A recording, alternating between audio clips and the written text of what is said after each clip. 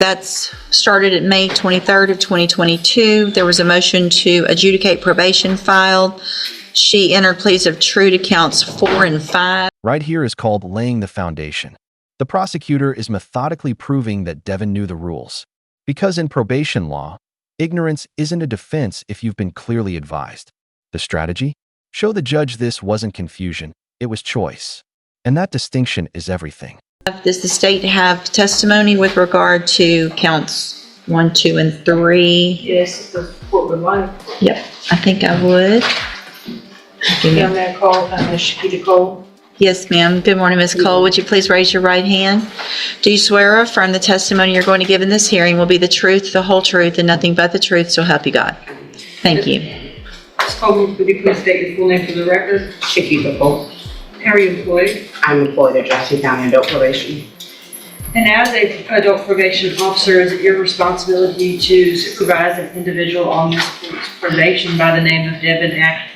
Yes. Do you see Ms. Atkins in the courtroom here today? Yes. Can you point to her identifier? Right here in the blue jumpsuit. Your amended record reflect Ms. Cole has identified your probationer, Devin Atkins. Record will so reflect. And Ms. Cole, as with every probationer, when they are placed on the court's probation, are they given the rules and restrictions placed upon them and what they are supposed to do to follow the court order? Yes. And each one of those in detail is gone over with them so that they understand everything that they're required to do. Yes. Was Ms. Atkins so advised? Yes. At her intake? She was advised at her intake and at a TTM at the Milton Center in person.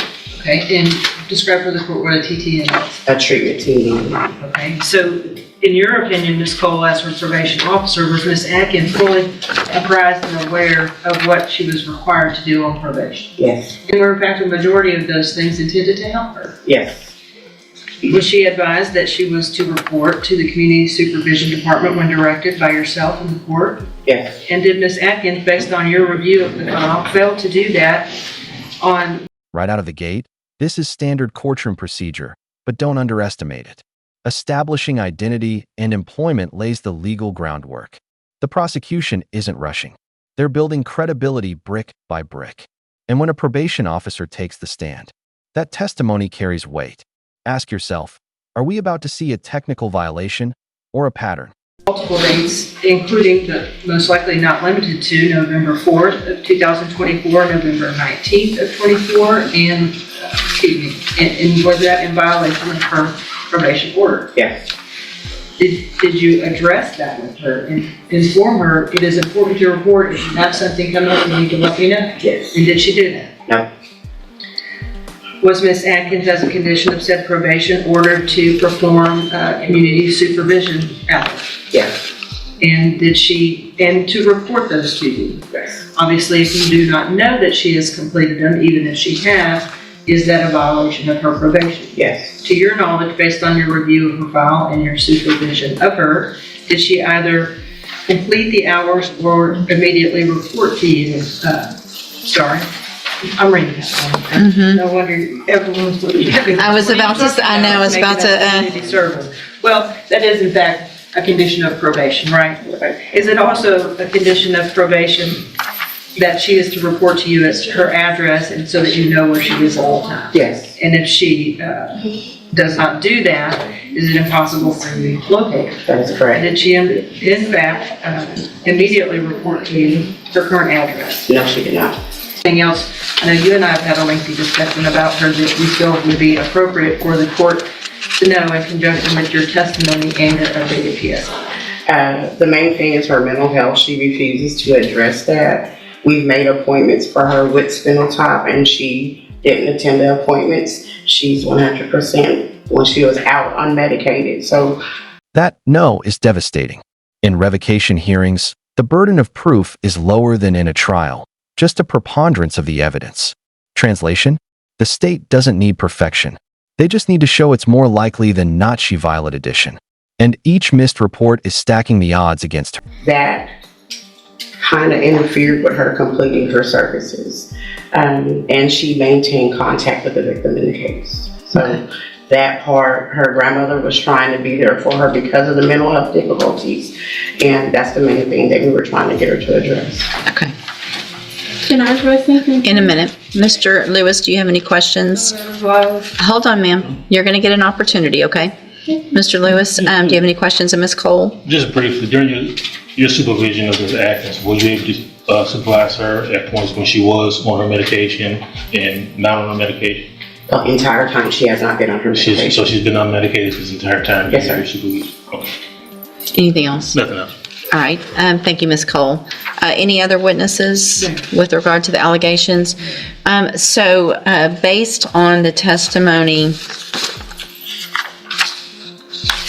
Unless I may ask, Ms. Cole, Judge, Yeah. and you stated that earlier, Miss Evelyn Thibodeau, I believe that is her grandmother, correct? Yeah, respectfully. hold on, ma'am. At some point in time in November of 2024, was Miss Atkins violating the condition the court had imposed that she not to have contact with Miss Thibodeau for Miss Thibodeau's safety? Yes. Thank you, Judge. Any questions about that? About the count, that's count A with the Right. contact? Okay. Then, at this time, based on the testimony, I am going to find count 1, 2, 3, 6, 7, and 8 true. Again, there were pleas of true to counts 4 and 5 previously. I've received an updated pre-sentence report. Has everyone had an opportunity to review that report? Yes, ma'am, Judge. Any additions or corrections to that report? No, from the defense, Judge. Nothing from the state, Your Honor, unless Ms. Cole has something to add. Do you have anything to add that's not already in your report? No. So the main thing I want to make sure, Ms. Cole, I have a notation here to ask is, you guys were aware of mental health issues and had opportunities for Ms. Atkins to participate in mental health services. Is that correct? I made the appointments myself for her. Okay. All right. Argument, Mr. Lewis? Well, Judge, I think definitely from the updated PSI we have, as well as I think there was some issues from the jail. If you look at those issues and activity, I think that goes directly to her mental health state. Unfortunately, she has not been on a mental health caseload. I think that definitely would benefit her, as well as, being able to take advantage of any services that phenotype MHMR may have, or any programs that probation deems appropriate for her. I have had conversations with her, and meaningful conversations with her, where she has addressed to me her desire to take advantage of those activities if those available to me. She did understand that she had the safe P opportunity.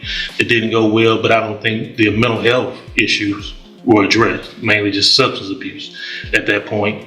I think if we can get a handle on that, or get some work done with her to. And here's the turning point: mental health. This shifts the narrative from simple non-compliance to something deeper. Untreated illness can sabotage probation fast. But here's the tension. Is this defiance or denial? The court offered appointments. She didn't go. That's where sympathy collides with responsibility.